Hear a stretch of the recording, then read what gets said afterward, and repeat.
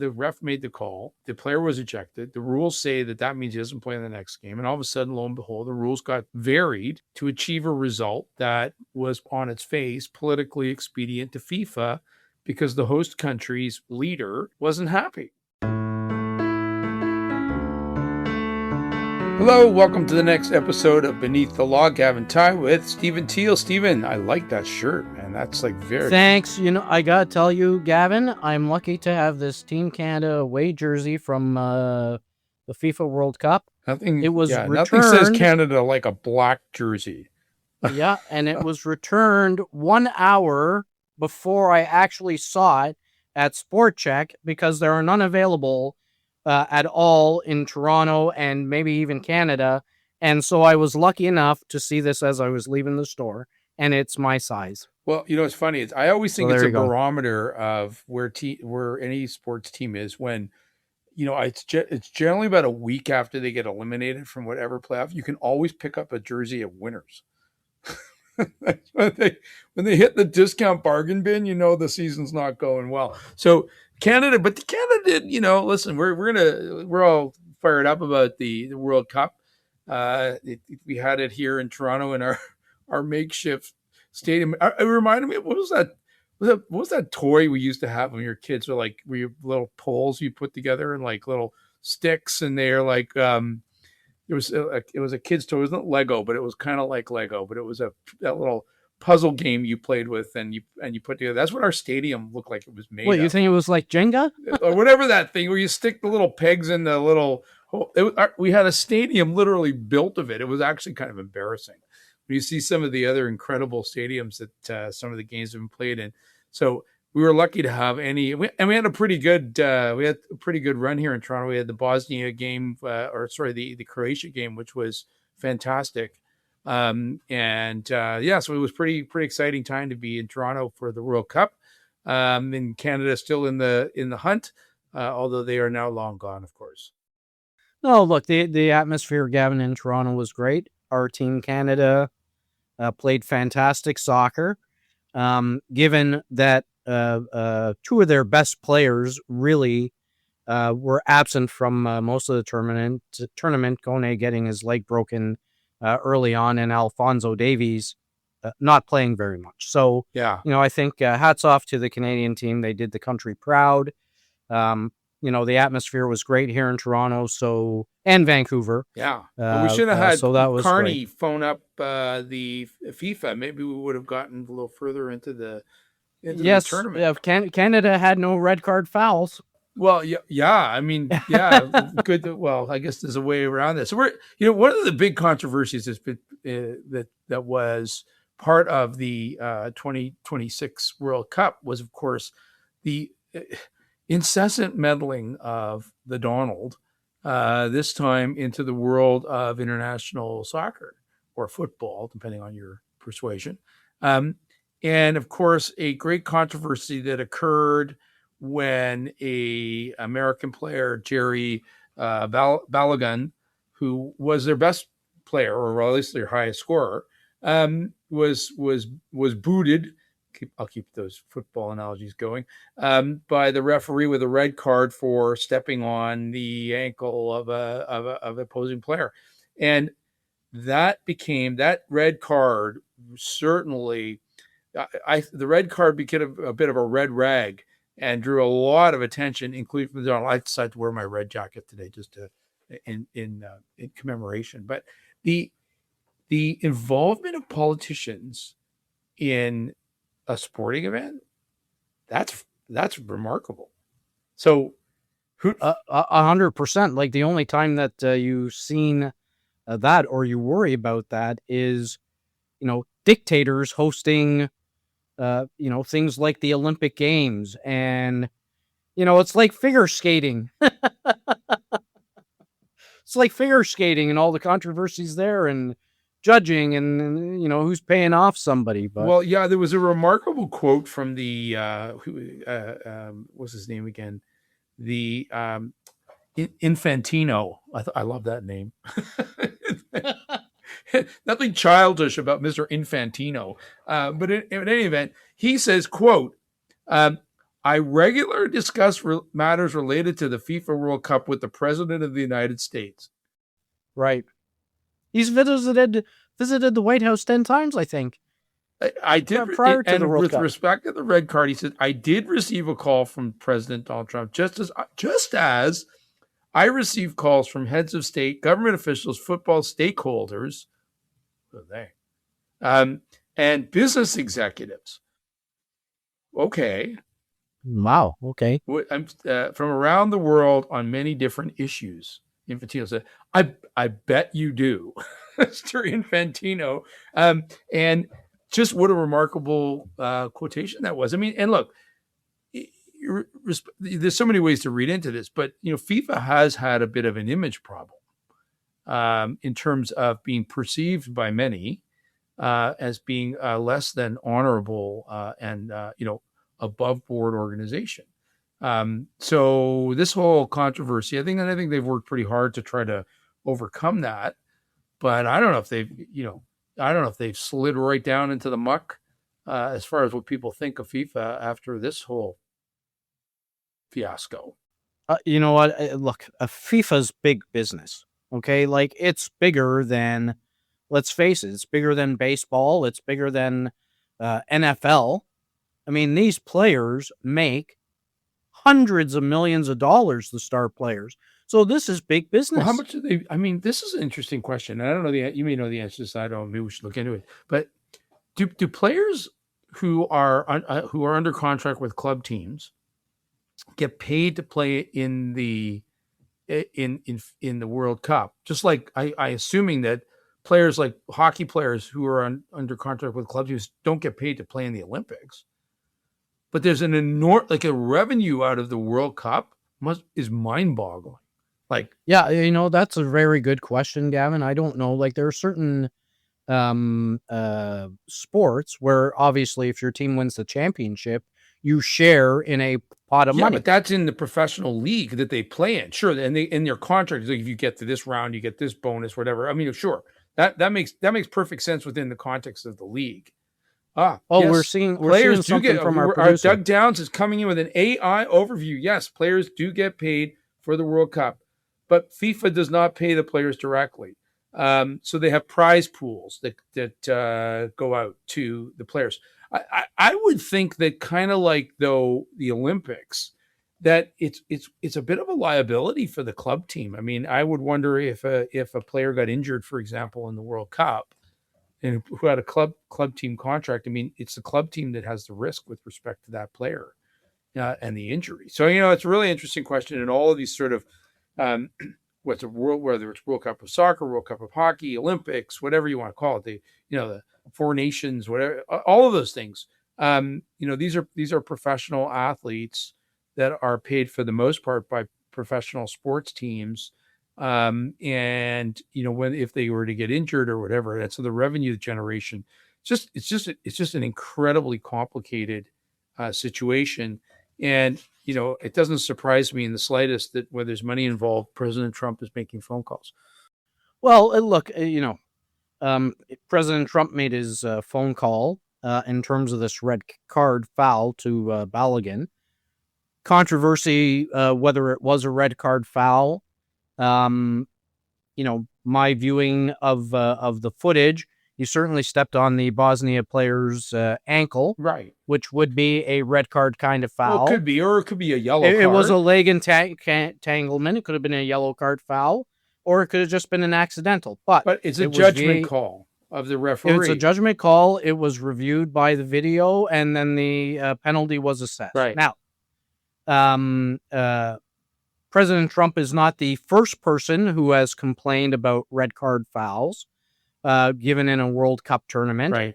We've done some research into this, and back in 1962, a Brazilian soccer star received a red card foul in a semifinal match, and all of a sudden, the Brazil president was on the phone. They were prime minister. They were phoning the president of Peru.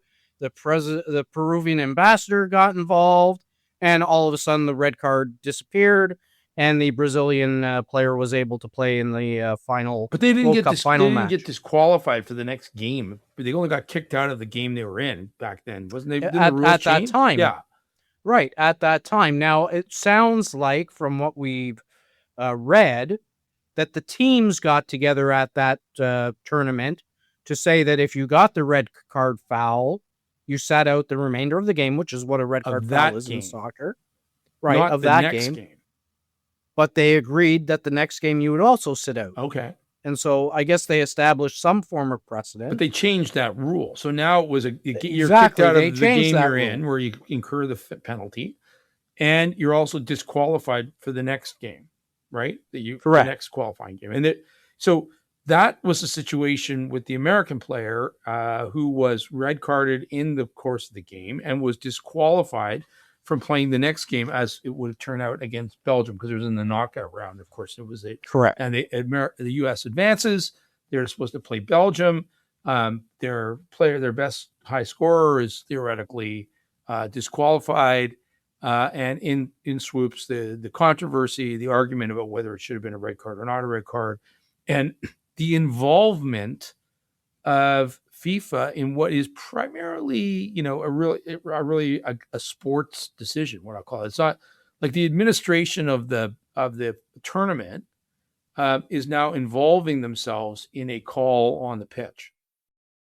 Yeah, and I think what really bothers me, as someone who follows sports, whether it's baseball, hockey, or Canadian football or other sports, is the lack of transparency. So, in most sports most of those other sports, if a player receives, hockey, I think, is the best example, a match penalty, right? And the league comes down, we're suspending you for 3 games. There's an appeal process immediately. But there's a discretion. And baseball is the same. There's a discretion in terms of whether there's supplementary discipline in hockey beyond the call on the ice, which is that you're to get a game misconduct or out you go. That's obviously that ship has sailed. But then there's a whole department within the league that reviews this. This is a totally different scenario here. I don't know that there's an appeals process beyond the referee on the pitch, technically. Well, and I think that's the controversy, because but now there is, all of a sudden, right after the decision was made, after Trump had his phone call, from my understanding, President Trump just questioned the decision. He didn't direct that Infantino did anything. FIFA then went to its rule book and looked at an article called Article 27, which states that FIFA is allowed to fully or partially suspend the implementation of a disciplinary measure. And so they just kind of made a decision behind closed doors. Belgium then appeals, and this really strikes me as being odd.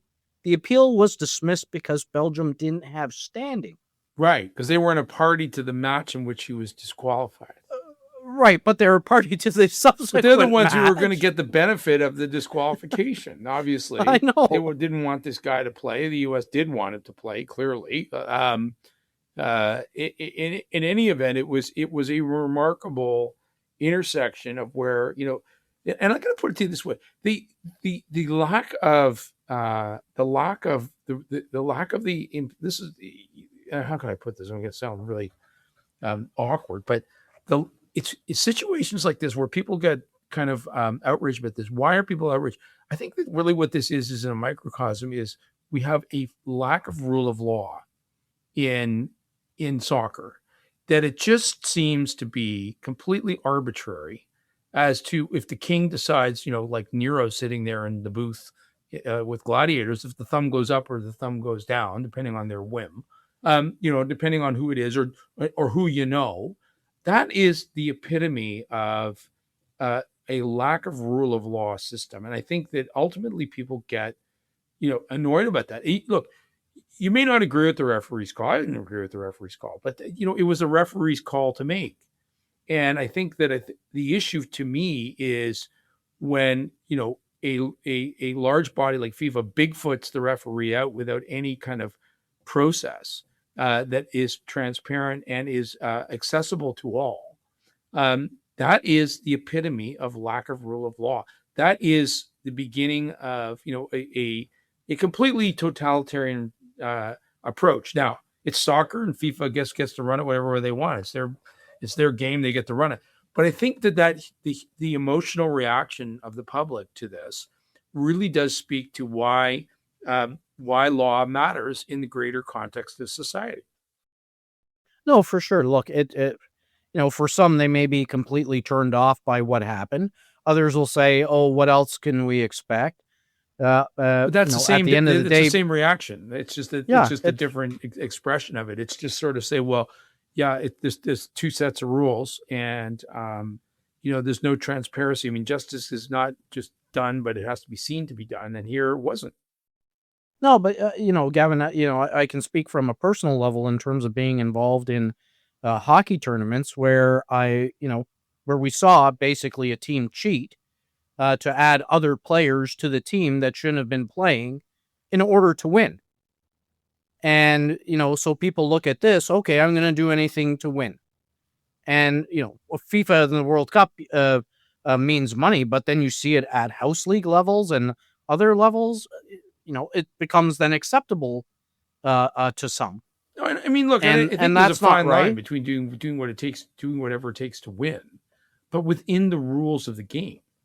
And I mean, I think what the problem here is that the rules of the game really didn't countenance that, the president of the United States could phone Mr. Infantino and all of a sudden set in a process, set this process in motion that led to the reversal of the referee's call on the pitch. We agree with it or not disagree with it. I mean, look, anyone who watches sports has disagreed with a referee's call.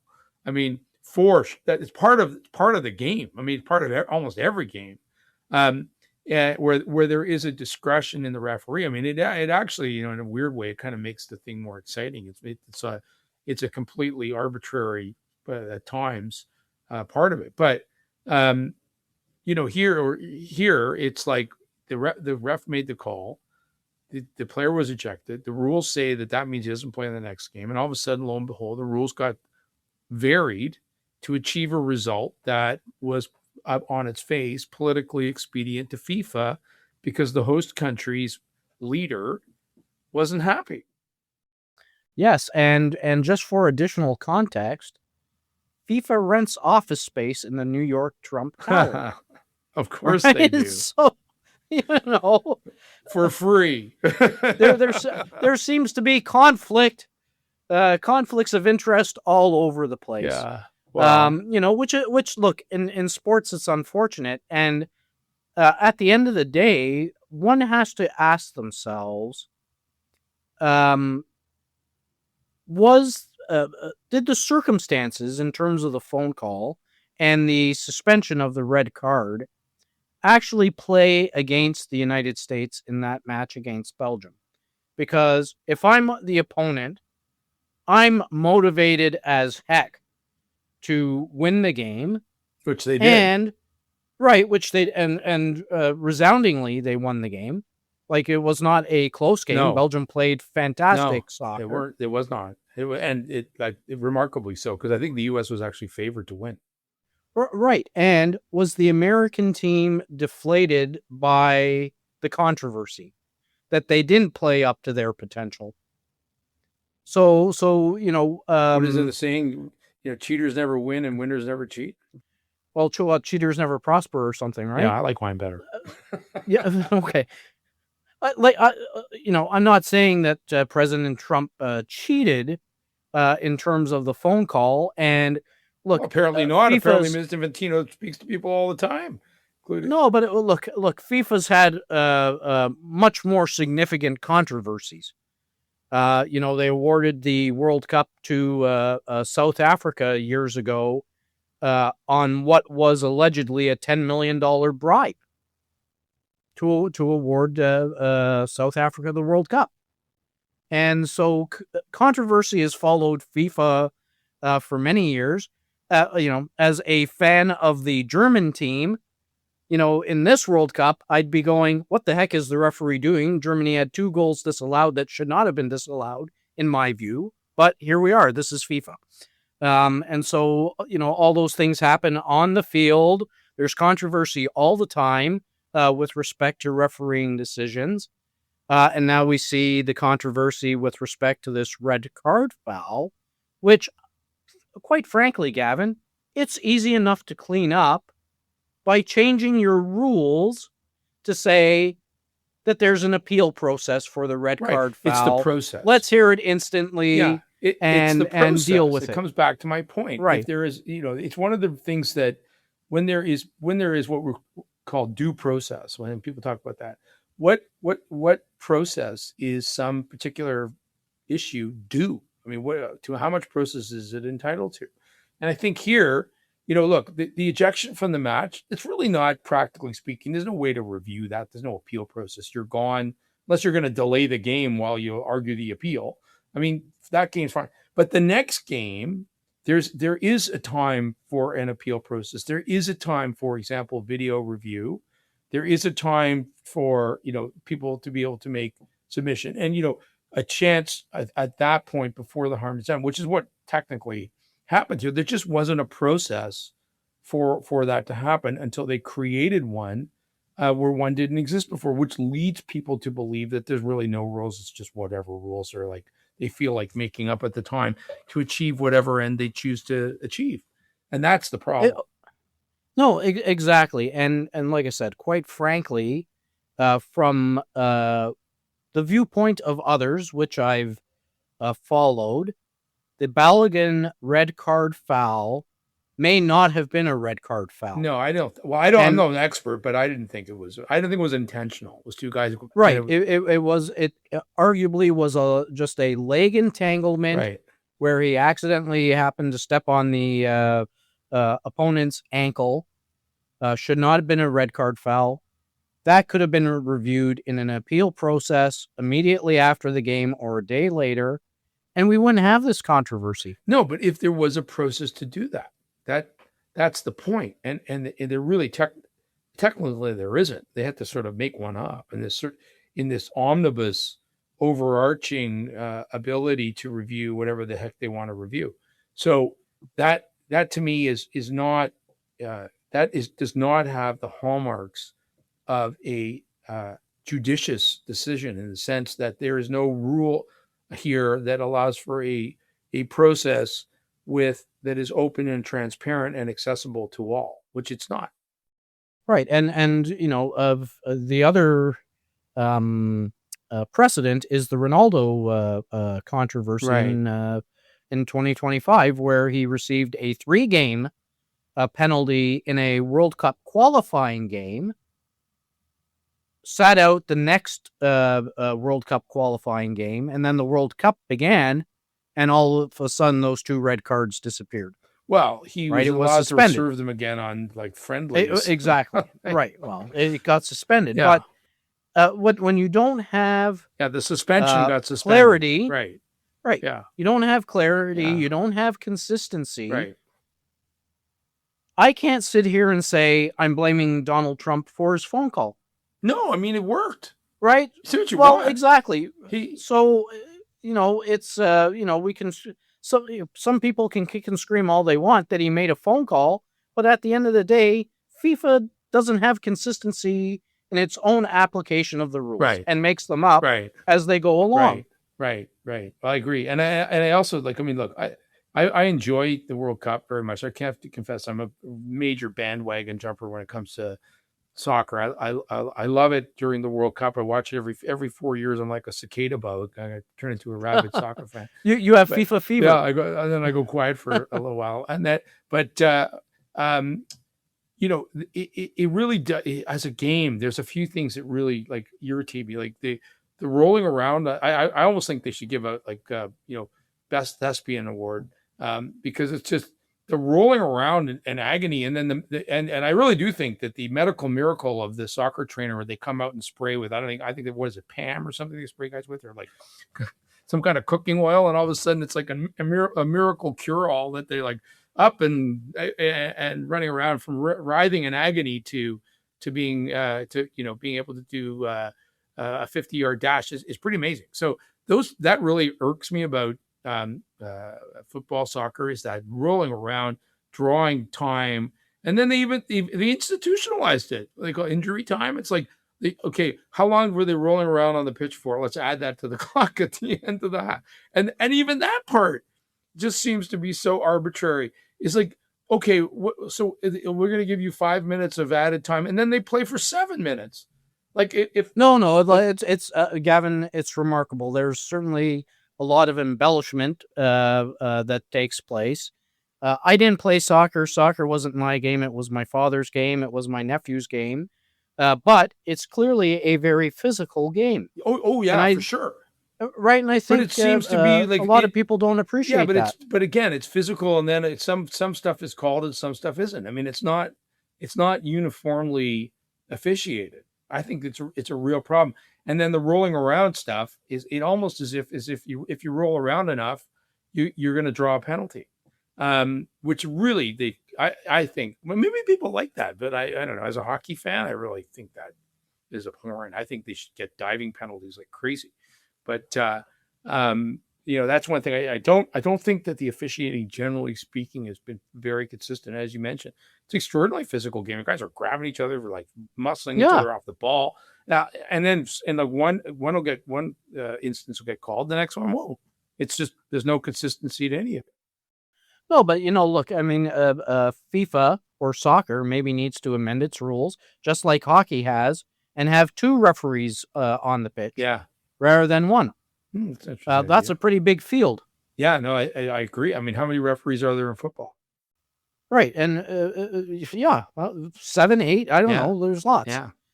To see everything on the field of play, so there is some reform in terms of the game itself. The games, I've watched some of the games, and they've been really good games. They're great. I thought the England-Mexico match was sport. fantastic. No question.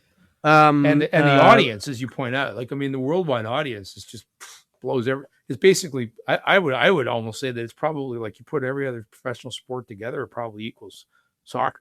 It's like but worldwide viewership. I agree, but certainly it's arguable that FIFA needs to take a look at its rule books and make some reforms that will make the game better, but also its process because it better. gives people confidence in the process. And when people have confidence in the process and they have buy-in on the process, all of a sudden they have respect for the process. Yeah. If we look at hockey, you get a game misconduct, you don't sit out the next game, you sit out that game. Right. So I have no problem with that. It's the supplemental discipline of that really was the issue. It's the supplemental discipline. There is no process as there is in other sports like hockey. Where there's a whole appeals process, as you mentioned, and a review process, etc. My point is even more like, just to bring it back into the subject matter of our podcast, because I mean, most people, to be honest, probably don't really care what we think about sports or soccer, because we're definitely not qualified to have an opinion on that. But I do think that it tells you something about psychology and the way people respect the implementation of rules. And the processes that are involved in them. And when the process is seen to be fixed or rigged, people lose respect for it very, very quickly. And I think that's one of the things we hear a lot about rule of law talked about. That's really what I think rule of law is. People may not like the outcome of the legal process in a situation, but they have respect for the process and they abide by it as a result. And that ultimately leads to a society that is functional. Whereas if everybody loses respect for the process, all of a sudden nobody abides by it, and you have chaos. But in sports, there may be some reverse psychology, because a lot of people may have said, I'm going to tune into that Belgium match and I want Belgium to kick the pants out of these guys, right? So which they did. So and FIFA's just going, at the end of the day, see, look how many people love this sport. That's right, exactly. They make money one way or the other. Anyways, we're out of time as usual. Great discussion. Great to get off the usual beaten path of court cases and into the world of real fun, which is sports and entertainment. But even in soccer, always remember that if no one is above the law, everyone is beneath it, except if you're Mr. Infantino at FIFA. Always remember to rate us if you can, wherever you are picking up this podcast. Really appreciate any feedback we get. Thanks again once to our producer, Doug Downs. And until next time, we'll see you later.